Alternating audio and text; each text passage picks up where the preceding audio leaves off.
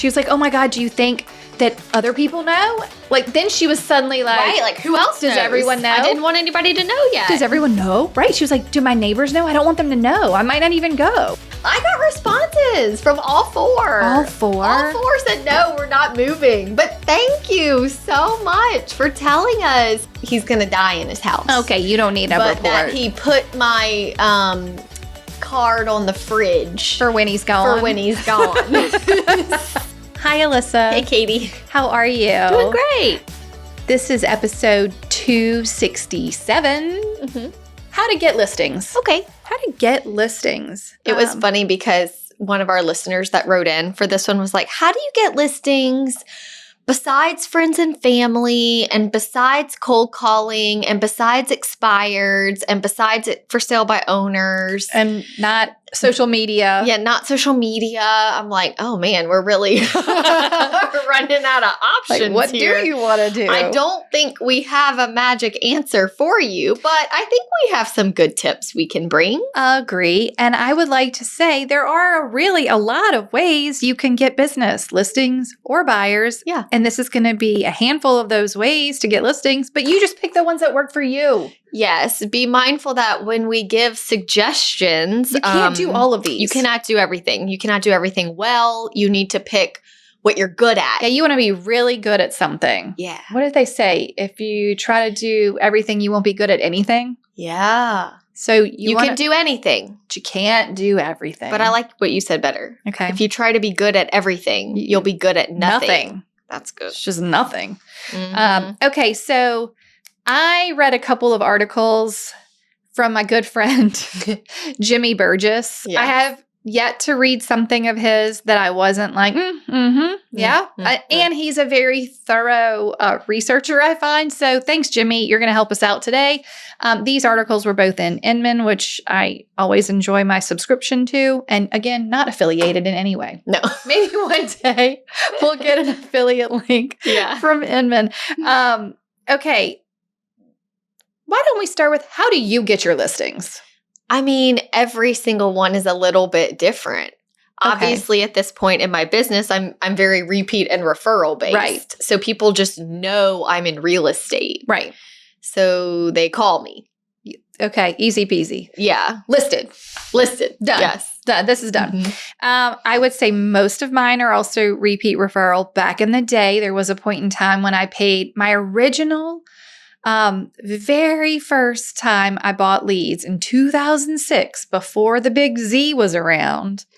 I bought leads from a thing called housevalues.com. Okay. And housevalues.com would put actual TV commercials on CNN or whatever cable channel, and they would put on there, get your house value at this website. And because there was no such thing as a Zestimate. Mhm. And so people would go to the website, type in their address, be like, I want to know my house value.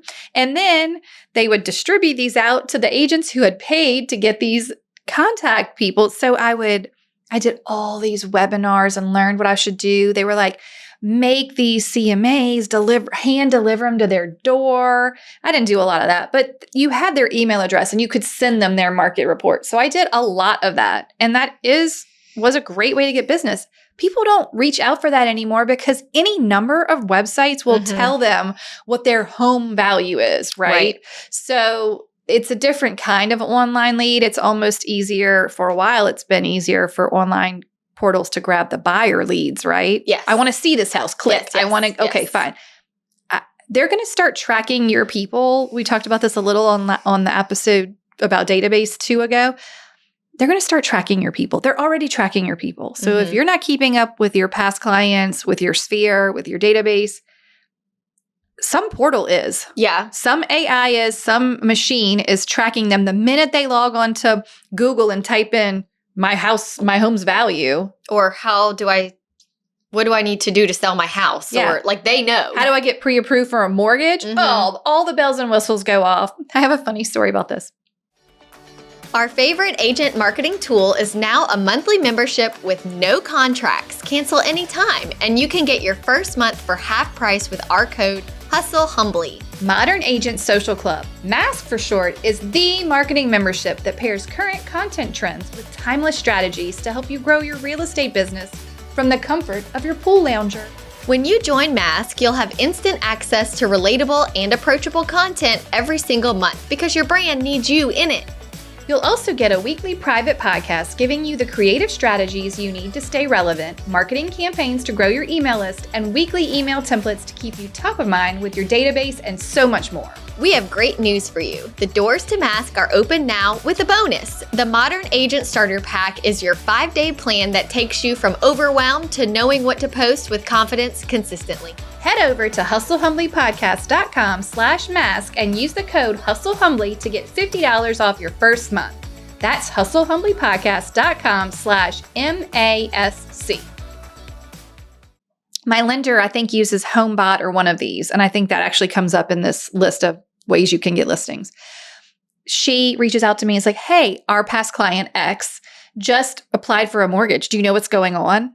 Not with her. Like her system triggered her that their credit got pulled or whatever the trigger was. I don't know. Crazy. And she's like, do you know where they're going? And I'm like, well, no, they've been in their house a few years. I haven't heard from her. She's like, I don't know. Like, should I reach out? And I'm like, oh, that's so invasive. It is invasive. But I talk to this girl all the time, like on social media. So I just kind of was real gently like, hey, how's it going? Or everything's good over there? I'm like, are y'all thinking about staying for, I don't remember what I said. And she was like, we're actually looking at some new construction homes in a different city.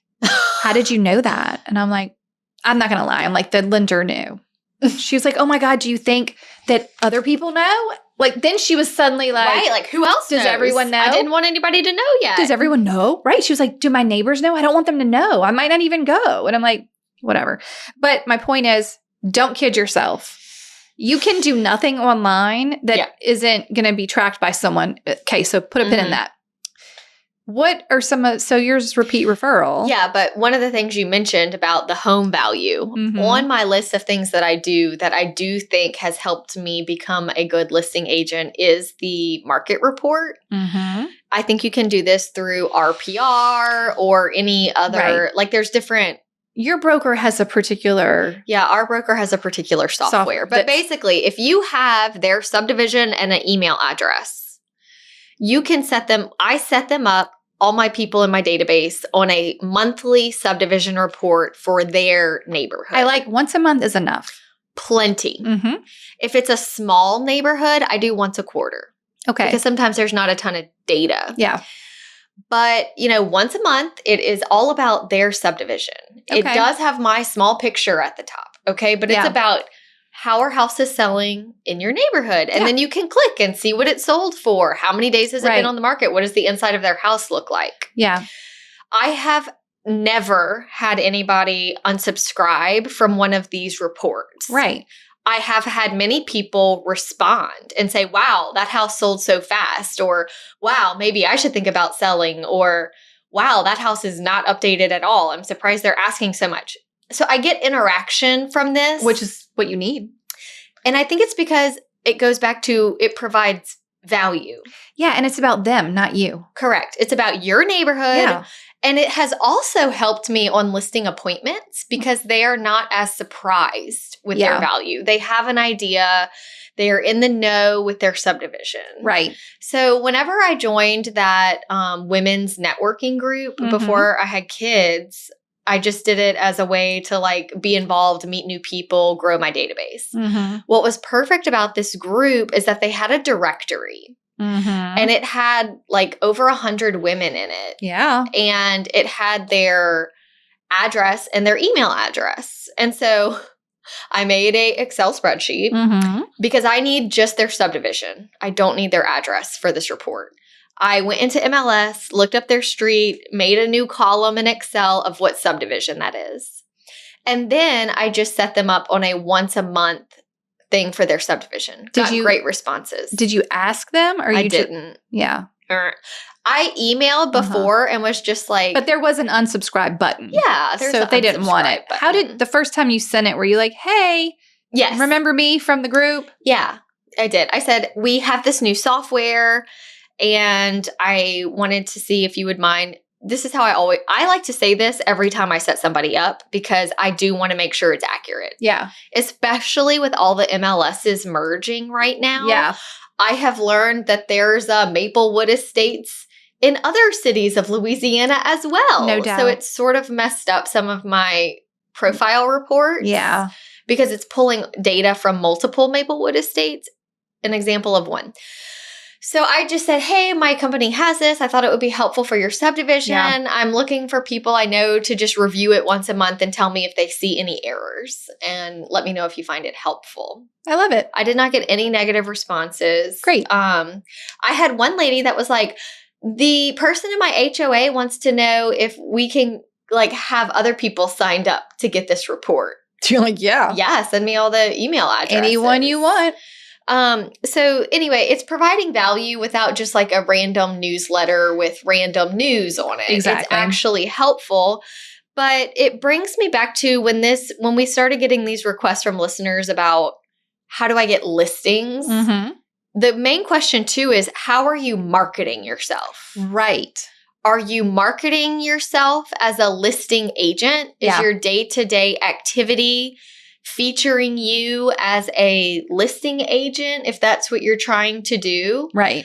I don't know, you and I have never been just a buyer's agent but I will say I used to say, if you need to buy, sell, or invest. Right. Well, now I don't say that. I just say if you need to buy or sell because I don't work with investors as much anymore. You know, for me, it wasn't great. So I just took that off. I'm not trying to. And what you put out there as far as the content you're providing. So yes, we have both always worked with buyers and sellers.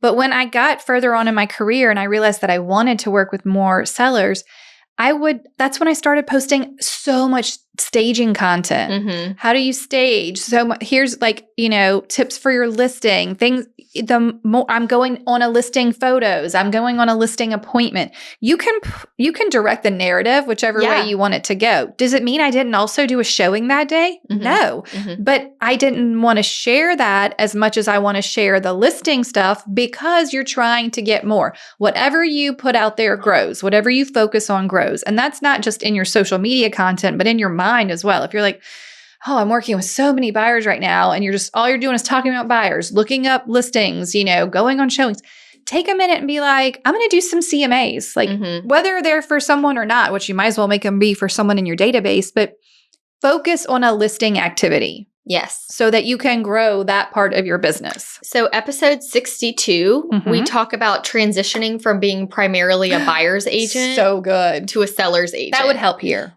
There's a lot of good tips in episode 62. So if you want to dive into that more, because that's the natural progression. Yes. As you are in the business longer and longer, you become more listing heavy. And speaking of what you do grows, I post a lot when I see a pretty tree. Mm-hmm. I have gotten a few listings from people who I just talked to on social media, some not even in my database because I don't know them that well. I don't have their email and stuff. Yeah. That when it came time to list their house, they messaged me. Because of the tree? They were like, look, we have this amazing tree in our backyard and we knew you'd be really excited about it. So that's very niche. Yeah. And such a great example of why focusing on something. Yeah, any kind of focus. I have other agents tag me in their listings with trees like, Alissa, look at this tree I have. Yeah, they're like, come for sell sale. it. Yes. And so it's I know that when we're asked questions, people want very specific, easy answers. Like, do this, you get a listing. What did you say? It's like, I'll order 3 listings next week. Right. Thank you. Right. Because she was like, I don't want to do this or this or this. And be like, well, you just call up and you're just like, hello.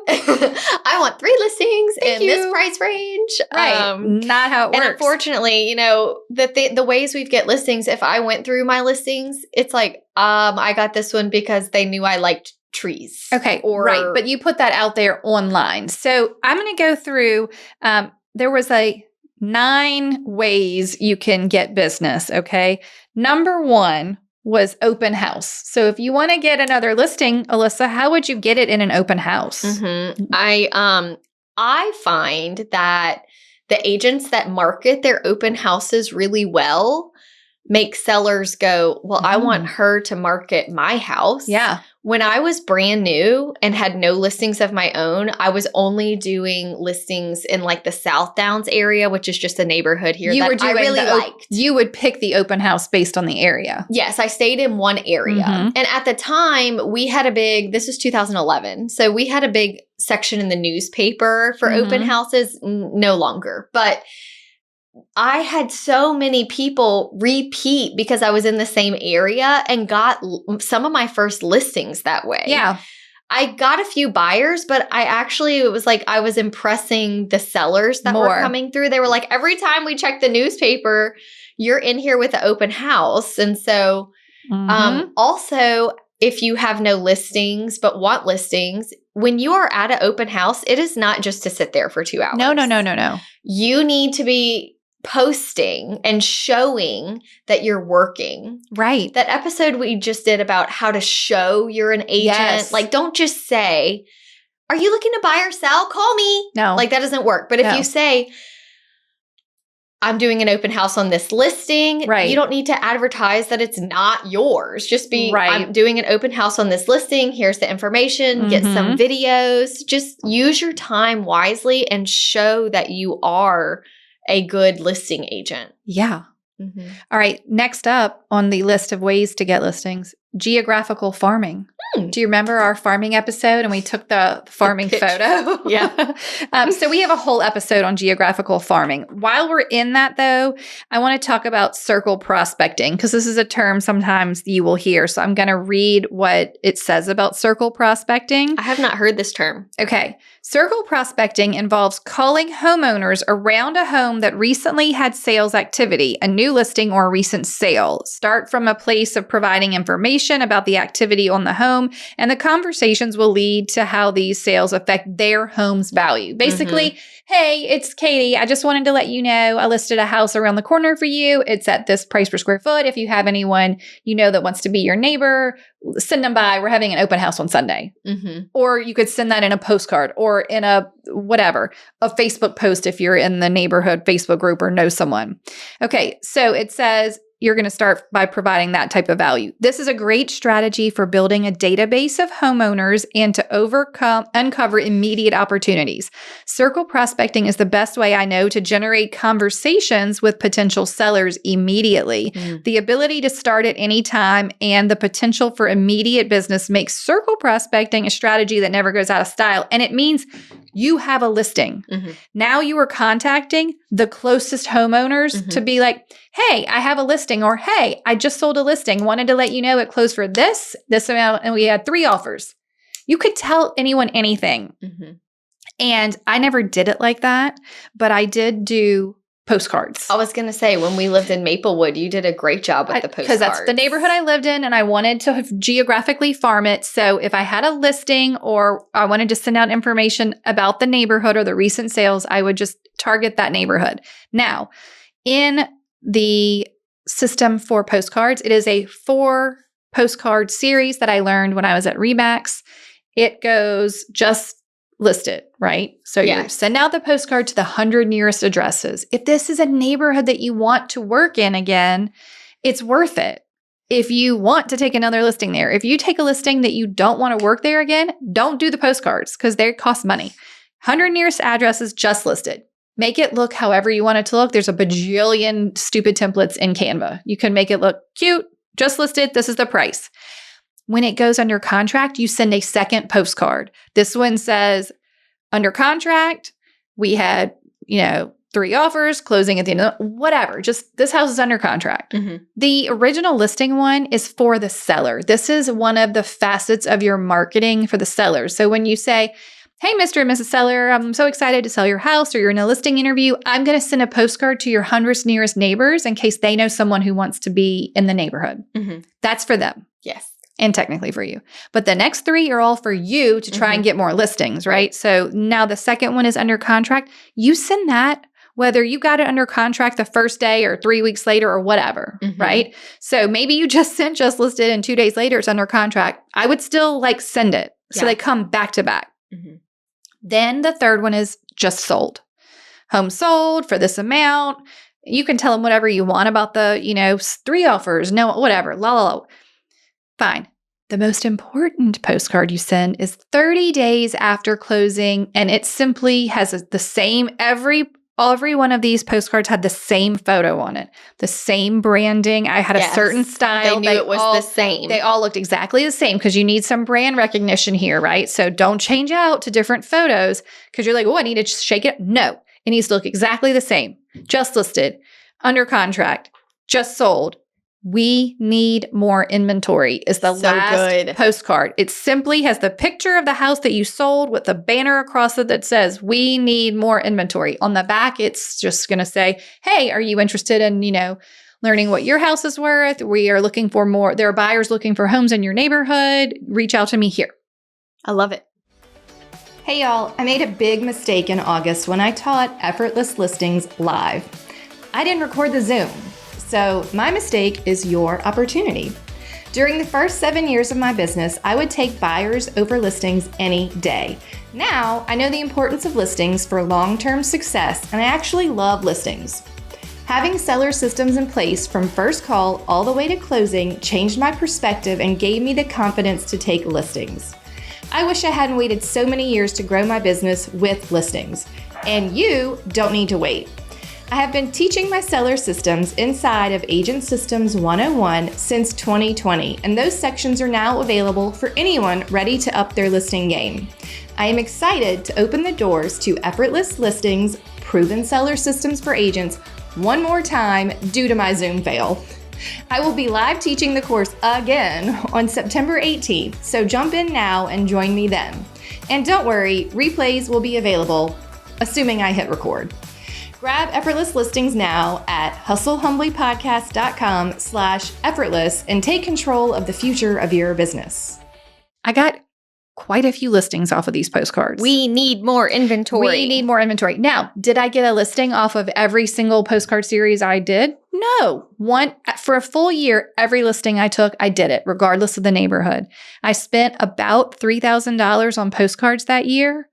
And this has been probably a good, 6-ish years ago, but I made over $30,000 in commissions. Right. So it was huge return on investment. Yeah. And then I started to see, well, okay, I better pick the neighborhoods I really want to go back to, because if you keep getting listings in the same neighborhood and you keep doing the postcard series, it will continue to make you be the neighborhood expert and the first person people reach out to. Yes. Because they're like, oh, she's an expert on the neighborhood. This is her second listing. It's her third. Yeah. And you can be that same expert by having a really thoughtful social media plan too. Mm-hmm. Like, are you posting the nearby restaurants to a neighborhood? What listings just came on the market or sold? Like, what activities are going on in a certain neighborhood? Do you live in the neighborhood ideally? Mm-hmm. It's super easy to do it that way too. Yeah. Okay. What's next on your list? So I have had luck with for sale by owners only when I have an actual buyer. You can't lie. I know there's a lot of coaches out there that want you to call and pretend to have a buyer and get your foot in the door and all of that. No. We do not endorse lying. We don't endorse lying. We're trying to bring professionalism back to the realtor brand. But the times I've shown it for sale by owner, they're always a little bit on guard and, and I'm like, I'll show it. Can I show it to them, And we meet and then they're like, oh, realtors are real people. They're nice, And then I leave as wonderful feedback as I can. Yeah. Like it was not the house for them because of this and this. If you get to where you need help with staging and things like that, and you get to where you're ready to list, I'd be happy to help you. Otherwise, I wish you the best of luck. Yeah. I hope it gets sold. You never want to come in as, you can't do this on cocky, your own. Negative. I actually just had sort of a interest. I just got a listing. Okay. From a for sale by owner because another agent door knocked. Okay. And put such a bad taste in her mouth and was like, so I see you're trying to sell your house on your own. And she was like, yeah. And he was like, so what do you do for a living? And she was like, oh, like I'm a accountant. And he was like, oh, okay. So you don't sell real estate as a living like I do. I'm like, I cannot believe there are. Why is it always a dude? It's always a dude. Why is it always a dude? Hey, man. Hey, yeah, I see here. And so anyway, he somehow finagled his way into the front door and sat at her kitchen island. And no. I think she just didn't know what to do. But She hired him? She was about to hire him. And thankfully, he sent the documents electronically. Okay. So she was like, what do I do? What do I do? She's like a single lady. She was like she felt very intimidated, didn't know what to do. So she called her friend and was like, this guy just came and now I have these listing papers. And she was like, if you're going to list your house, you need to call Alissa. She would not treat you that way and this and that. So she called me and tells me this whole story. And I'm like, you're kidding me. And she's like, no. And I just don't know what to do. And so anyway, I listed her house. Sorry, dude. Sorry, dude. And he was mad about it. But he was? Yeah, he was. But it's just interesting. I only tell that story. One, it's funny. Two, that's not the way to get a for sale by owner, is not to intimidate them. Right. They want to feel comfortable. They're not listing with the agent probably because they're trying to save money. Yeah, maybe they have a financial reason. Yes. Maybe they had a bad previous experience. And you just need to be mindful how you're handling that. You have to be business. so sensitive. Yes, but one of my first listings, I showed a house in Shenandoah. It was a for sale by owner. My buyers did not care for it. And it was a cute house, but definitely not presented properly. And I just left feedback, very kind. And then they called me a week later and was like, hey, you mentioned, that it didn't show super well. We're not getting a lot of interest. We know we need to list it. Could you come help us? I was like, sure. And I helped them and we took pictures and sold it. I love it. And it was just perfect because, I've shared that story in the very, very, very beginning of my career when my goal was to call 100 for sale by owners. Right. We've been down this road. And I kept a spreadsheet of who I had called and I got 0 listings from it. Yeah. None. And it was like the worst. I was like, I'm not going to do real estate anymore is what it almost did to me. This isn't for me. One other way with using like my actual buyers. So I have a client who I've been showing her houses for like 2 years on and off. Okay. Always kind of looking, but she has a very small bubble. Yeah. So she messaged me and she was like, hey, if this is too much, just tell me. You can fire me if you want. I was like, what? Okay. She said, I was walking in the neighborhood. So she lives in the area now. Okay. That's why she doesn't want to leave, but she needs a bigger house.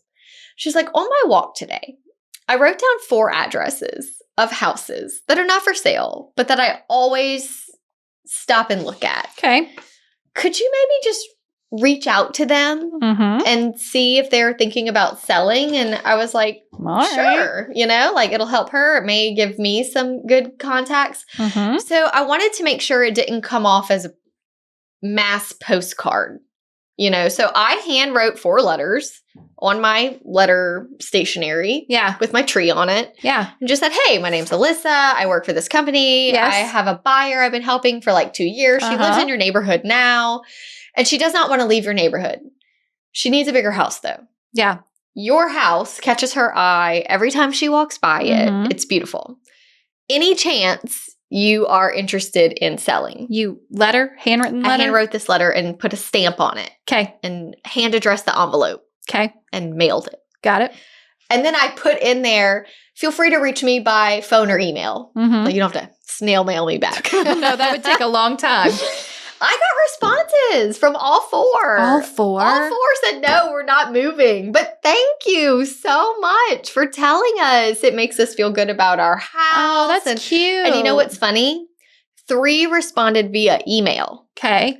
They are now on subdivision reports. Shut up. Because I know where you live. You're a genius. And I have your email address. The third one was a sweet older man who told me he's going to die in his house. Okay, you don't need a report. That he put my card on the fridge. For when he's gone. So they know who to call. Way. That's great. Isn't that funny? We'll get to what that could work for. Okay. But I also had in here you just described it, using buyers as bait circle prospecting. So the circle prospect Okay, so the circle prospecting, like we talked about when you had the listing, the bait is like this. Mr. and Mrs. Homeowner, my name is blank with blank. We have a client that has a strong desire to buy a home and move into your neighborhood, just like you just did, right? So much so that they'd be willing to pay a premium if they found the perfect home for them. The reason I'm calling is that we're doing anything in our power to help them find the home, okay? So exactly what, have you heard about any of your neighbors that might consider selling? That would be a nice, like, a little added something in there. Yeah. I'm not targeting you specifically. Right. But again, I need your neighborhood. You don't want to lie about this, right? So you did the circle prospecting, only it wasn't really a circle. It's more like a rectangle. Yeah. Just 4. Yeah. Just these. Okay. Yeah. Now, the sweet man who put your card on the fridge for the later person to show up and find it would be in the estate category. Okay. So another way to get listings would be to partner with an estate attorney or something like that. Even divorce attorney. Yeah. Or any attorney who does wills, does estate work. Yeah. Or your divorced attorneys, they have the need for you to help them get values for homes and figure things out. And then these houses need to be sold, right? And a lot of times a couple, especially in a divorce situation, might have a realtor they used together and liked. Yeah. But then they don't want to go back to the realtor because maybe one thinks, oh, that's your realtor. Or, oh, that's your realtor. And then they each want their own realtor. And sometimes I feel like the divorce attorney just is like, here's a neutral third party, right? You could be the neutral third party. So that's a good source of leads if you want to partner with some attorneys. You would just have to form the right relationships with those attorneys. Yeah. And we have a listener who does this very well and is nearly 30% of her business now. Wow. Because she has partnered with one attorney who then sent her quite a few. And it was not, he didn't find her for this. Like they got together because she knew the people that were selling. But then he was like, oh, I have another one that I need a report on or I might need help with. And then it just sort of spiraled. And now he's referring her to the other attorneys in his office. So it's really a good, that's a great niche. It's a really great niche. Okay, here's another one maybe you haven't thought about, but is really good. Optimize your Google profile. Like get your own dang online leads. Get your own online leads. Yes. And I have actually gotten listings from my Google profile. Yeah. Not from a social media post, not from some service I was paying, my actual Google profile and be like, hey, how did you find me? Oh, on Google. Well, it's so funny because we had a month-long challenge in our Hustle Humbly community where we were updating our Google profile and seeing who could get the most reviews. And the success from that was so good. Yeah, they got business, they got reviews. You'd be surprised at how effective that is. So that's an easy one. Make sure your Google profile is up to date and that you have some reviews on there and that you have some of your specialties put in. Yeah. Like put out that information on the neighborhoods you want to work. All right, do we want to talk about expired listings? I'm surprised. So I've tried those a few times simply because I felt like they were easier in theory than a for sale by owner who's like, no agent, no. We don't like you. I'm like, well, this person was okay with the agent. Yeah, they just had terrible photos. They didn't know that. They thought it was their agent's fault. I know. So I'm like, I really gave it a good go. Didn't have the best of luck. No luck, actually. I did talk to a few people, but it never resulted in a listing. But in theory, it really seems like it would work. It can work, but I think this is not a strategy that is a secret, right? Right. So as soon as the listing hits expired in the system, there are all these companies that grab that data and sell it off to all these realtors who are like, I'm using blah, blah, blah bot that's told me this listing expired. And they're all calling on day one. So much so that we've had to tell our clients that we're withdrawing to do some renovations or they want to take it off the market and put it back on the next year or something happened. You have to put in the public and in the realtor remarks on the MLS, please don't contact my seller. They are putting it back on the market in 3 months with me. They do not need an agent. I've had clients who they withdrew for whatever reason or expired and they got calls to their daughter's cell phone, the grandmother's cell phone. Like, I don't know where these companies, they get any number associated with that address and they just give them all out and people just start dialing for dollars, right? Yeah.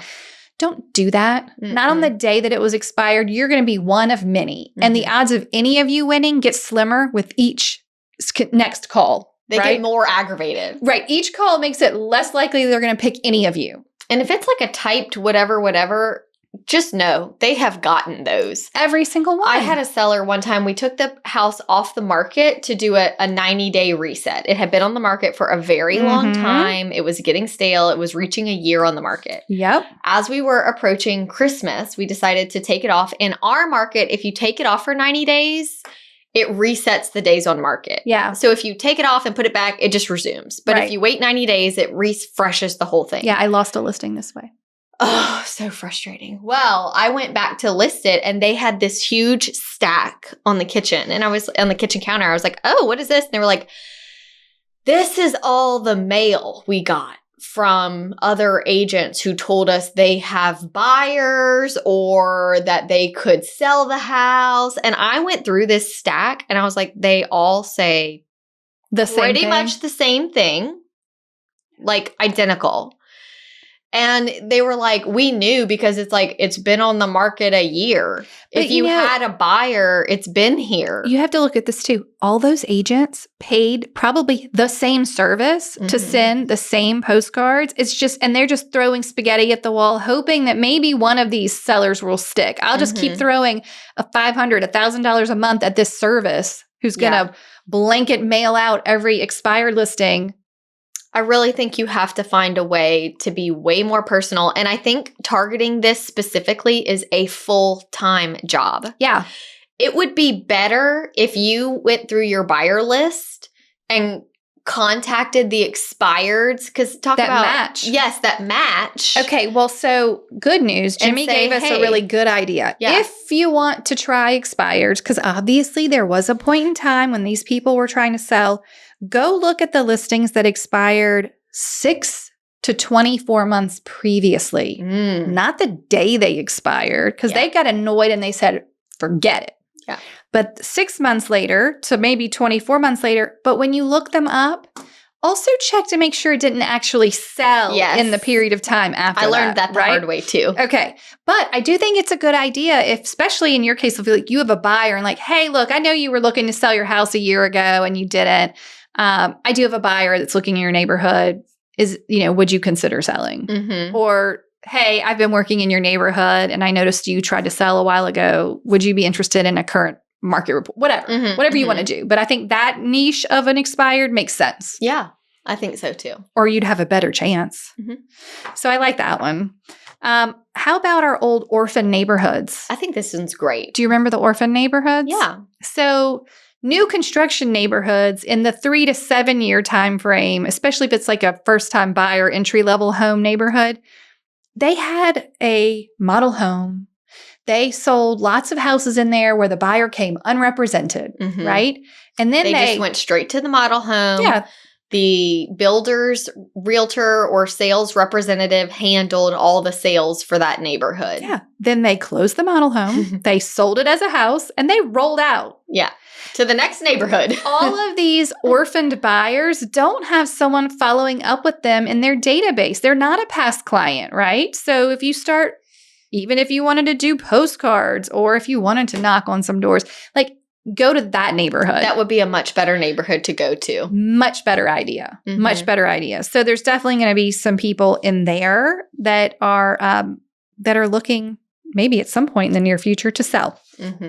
All right. We talked a little bit about giving market reports to our database, but I like also just the keep on working every few days. You do your unsolicited CMAs to the people in your database, to your past clients, to whomever, and make sure you start at the oldest past clients. Don't start at the most recent ones. They're not moving. Start at the ones that might actually be ready to move. Okay. What else do you have on getting a listing? When we were talking about sort of farming again, being the neighborhood realtor, being the realtor that's actually positive and helpful in the Facebook group. Oh, yeah. I know we just did a whole episode on HOAs and how they can be negative, and we touched on this in that episode.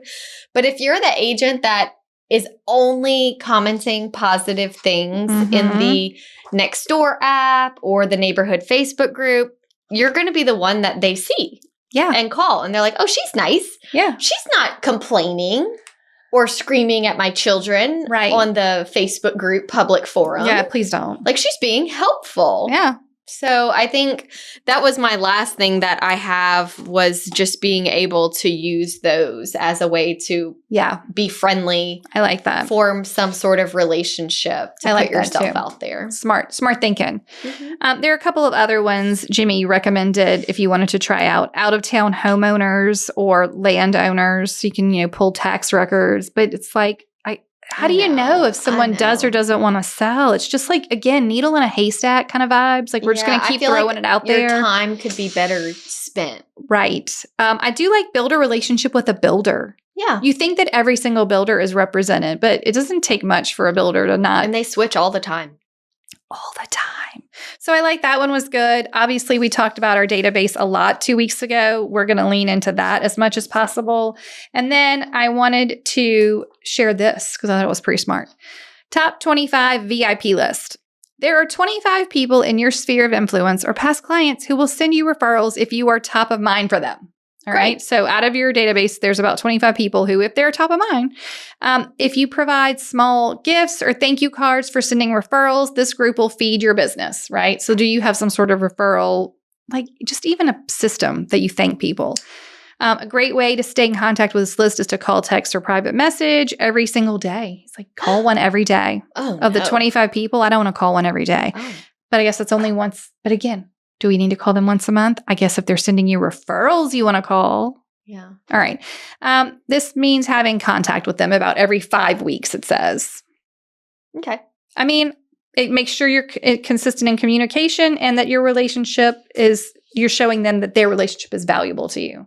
Like, hey, you're such an important part of my business. You sent 2 referrals in the last 2 years. I just wanted to say thanks. I wouldn't say that every 5 weeks. Right.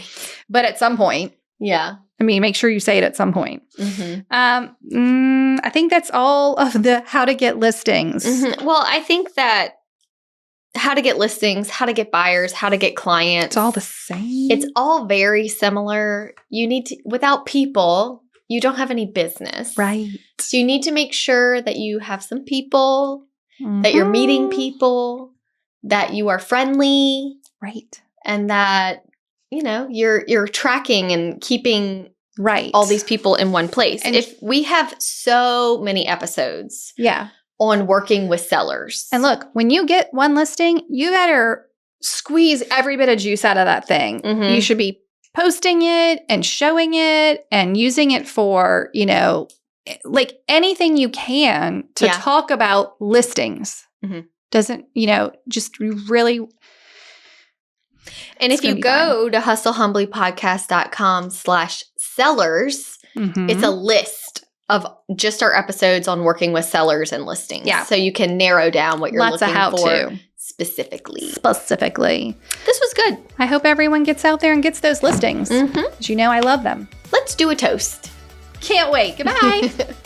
My name is Allie O'Leary from Madras, Oregon. I would like to toast my office administrator, Charity Dubazar. You are the foundation of my life. And thank you for everything you've done for me in this time. I'm crying because you mean so much to me. And I'm so appreciative and grateful to have you in my life. Not only in business, but also personally. I love you lots. Thank you so much for tuning in to the Hustle Humbly podcast. If you enjoyed this episode, please go to ratethispodcast.com/hustlehumbly and leave us a review or drop a comment if you're listening on Spotify. If you have an episode topic or someone you'd like to toast on the show, please email us at team@hustlehumblypodcast.com. Find us on social media at Hustle Humbly Podcast. Don't forget to find all of the free resources at hustlehumblypodcast.com/resources. See you next week.